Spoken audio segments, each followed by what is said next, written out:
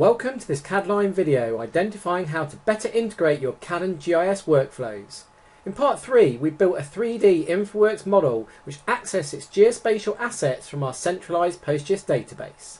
Now in part 4 we can use any of our CAD and GIS applications to access the same data and update those assets into this one single source of truth. Our 3D InfraWorks model provides access to vegetation, utility lines and planning applications stored in our PostGIS database. Our GIS analysts also have access to these assets within their desktop GIS, as well as our CAD engineers through the data connection links available in Map3D and Civils. To illustrate our project team working in an integrated environment, we'll delete part of the vegetation layer within QGIS with our connected 3D InfraWorks model regenerating using the latest live data. Next, we'll make a change to utility lines where our CAD engineers can reshape the line work, then allowing the project team to regenerate the 3D model in real time.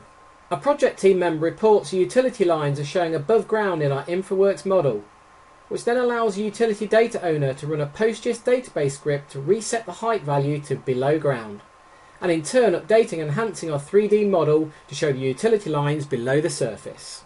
To complete the integrated mapping approach, your on-site engineers can use the Dynamic Maps WebGIS to update their assets live in the field. For example, simply updating asset attributes to reflect a status change, or by using a powerful suite of drawing tools to create new assets in real time.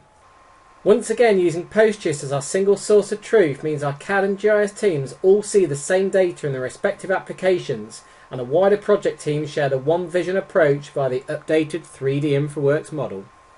Many thanks for watching this Cadline video playlist, exploring how you can better integrate your CAD and GIS workflows.